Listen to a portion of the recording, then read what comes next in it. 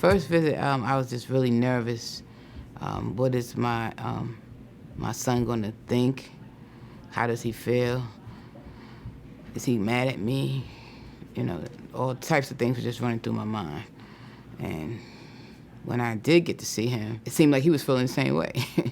So we both like looking at each other like, you go first. No, you go first.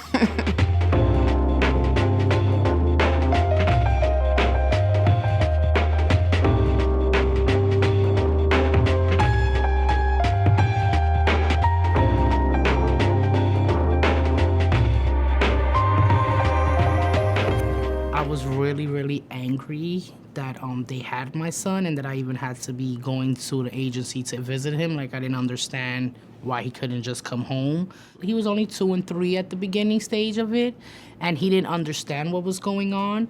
So he kind of like shut down. Like, the sadness that you see in his eyes was incredible. So it was hard for me to engage with him just because I didn't understand. Like, I was sad myself and I couldn't understand what was going on in a complete form. So for me to try to figure out what his emotion was going through and why does he hate me, or does he think I'm like an aunt that visits him once a week because he's not living with me? It was hard to kind of tell him, like, I'm mom and you are coming home. Like, it was really, really, I think the sadness just took us over for a while.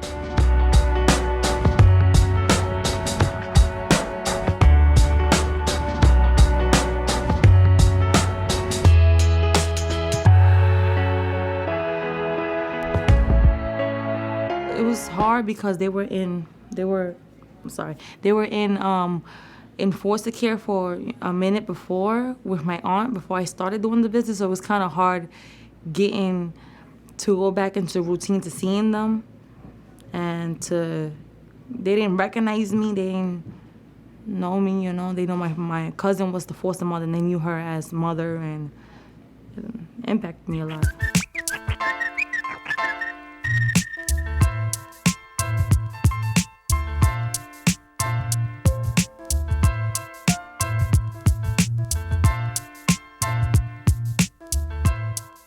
Such a struggle watching somebody else raise my baby when I wanted to be the one to do that.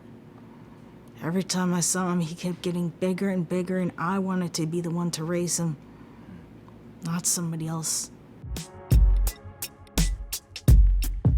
Visits are really scary.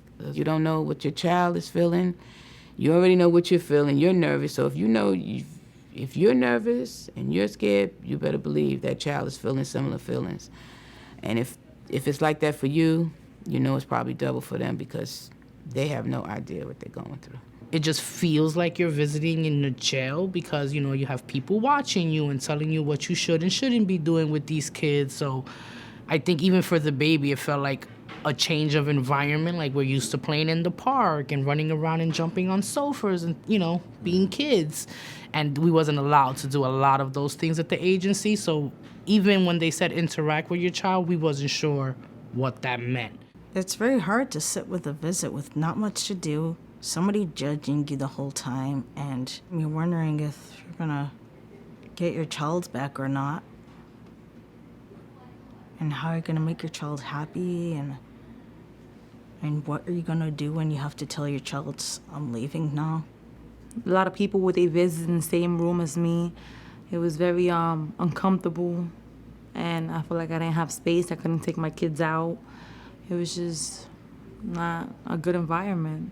Usually you bring items that are familiar or a comfort to the child, so everybody's happier that way. If you keep bringing the same game or the same toy that your child loves so much, makes the visit go so much easier. Bring homemade food so that way children can like get that family taste still in there, or just bring things from home to do together, you know, or album books, show the baby how the rest of the family is, just to keep that family connection somehow. Keep yourself strong. If you have to count from 10 or whatever works for you, whatever technique works for you, you do that to keep yourself calm. I know you'll be angry, but try to keep the anger down. Try to be humble. All I can say is try really hard.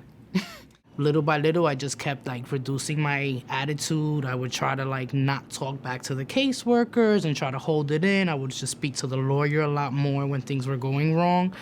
And the agency started seeing me change my behaviors. And that's when they decided to like, let's move to unsupervised visits. And the case started moving along a lot faster once they saw my behaviors change. Ask a lot of questions before you go for your first visit, because nobody's gonna offer it up unless you start asking them questions. What is the first visit like? How long am I going to see my child? What are the rules? Can I bring anybody else to visit with me?